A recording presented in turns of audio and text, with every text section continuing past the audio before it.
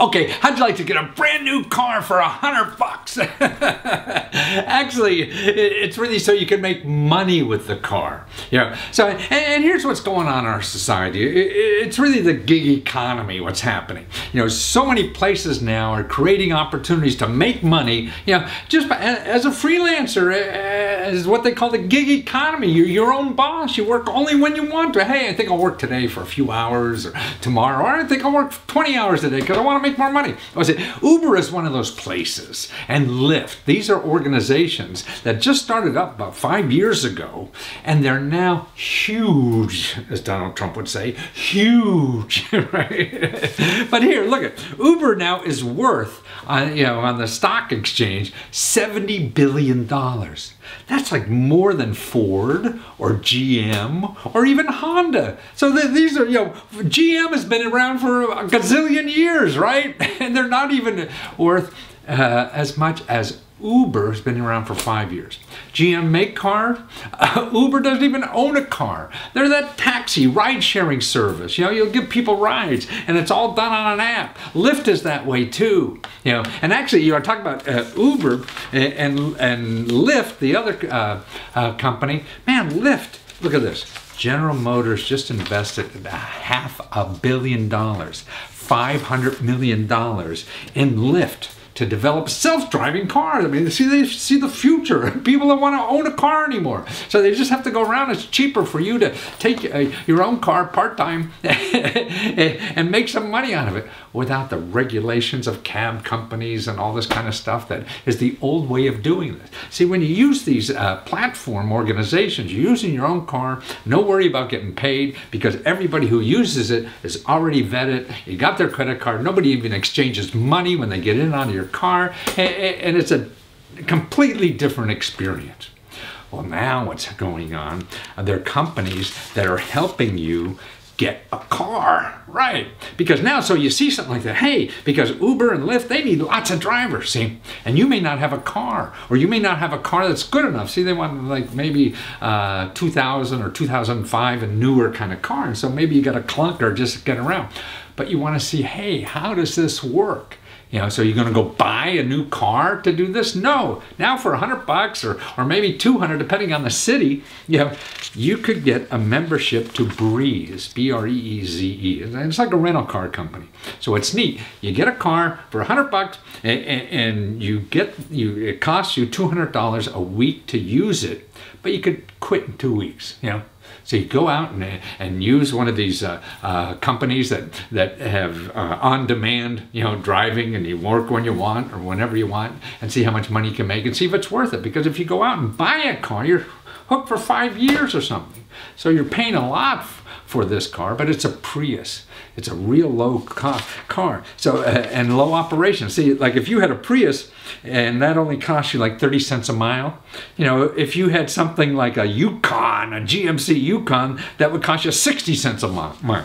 So that's why having a little Prius to run around is a lot less expensive.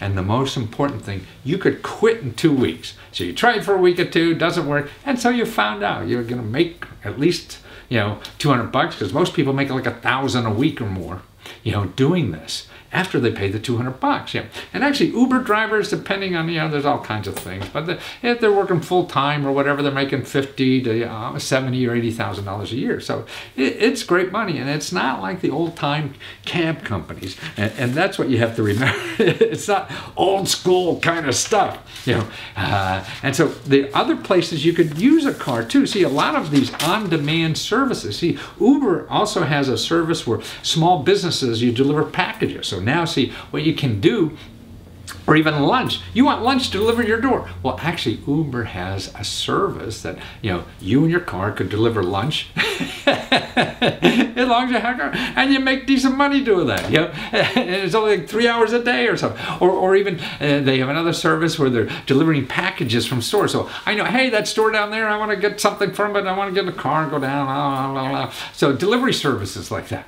So it's a way to make extra money, easy, cheap. You don't need talent, you just need a car, right? Most of us know how to drive a car. But then, they require a car that's good enough. So if you don't have one, see, so you could do it. And this company is called Breeze, B-R-E-E-Z-E. And you go to joinbreeze.com. You know, in their circumstances, even if you have bad credit or even if you have a police record and jail, all these kind of things, they may be able to work something out. And so, you know, see if it's in your area and see, I think the companies or the cities, right now it's in San Francisco, Los Angeles, Seattle, Chicago, Washington, Boston, and it's popping up more and more. So go to their website, see where they're at, and see if there's something near you, and see the apps that you could use this on easily to make money. Of course, Uber, Lyft, Sidecar, that's those ride-sharing programs, and then delivery services, see, that are app-oriented. They're looking for people to fill in with cars to deliver stuff. Instacart, DoorDash, Postmates, Caviar, they're apps, again, like Uber and everything, but not to transport people, they transport stuff. People want stuff driven here to here and here. It's sort of like a messenger service. But see, what's neat about the new ways of doing this, it's on demand.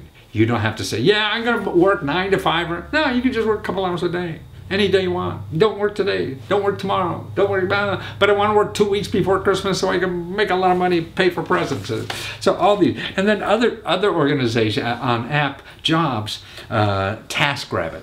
You know, there's jobs there that require cars, or HomeJoy, Handy, and Wash.io. So that's what these jobs are. You know, and that's where our economy is growing. Fortunately or unfortunately, they're not traditional jobs anymore.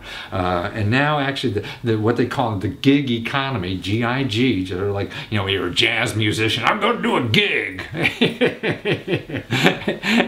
And that's what this is like. So we're all going to be working as jazz musicians. Hey, I'm going to do a gig. I'm going to deliver lunch, you know, for a couple hours and make my mortgage, you know.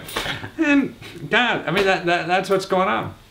And the bad part is, yeah, you don't get benefits and all this kind of stuff, but you get insurance. I mean, there's insurance coverage and all this kind of stuff, you know, on these platforms to do it. And all they have is a platform. See, what's interesting about these new businesses that are started like that, they're not big employers because they only have a website, and they're worth $70 billion.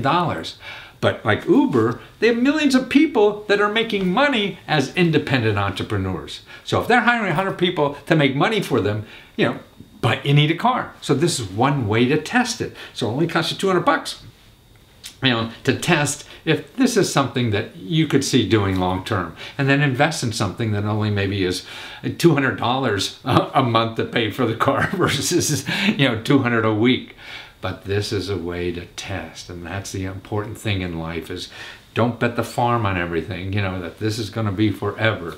You know, or borrow a friend's car for 2 weeks and give them $200 and try and say, hey, you'll give them some money or whatever. Yeah. So there's always more than one way to skin a cat. More importantly is that to learn about what's happening in our economy and the jobs that are coming this way and not in traditional ways anymore. So you have to learn about what's going on and get in on the beginning of a wave, because you don't want to be, you know, 5 years from now when the wave's leaving the shore and it's over.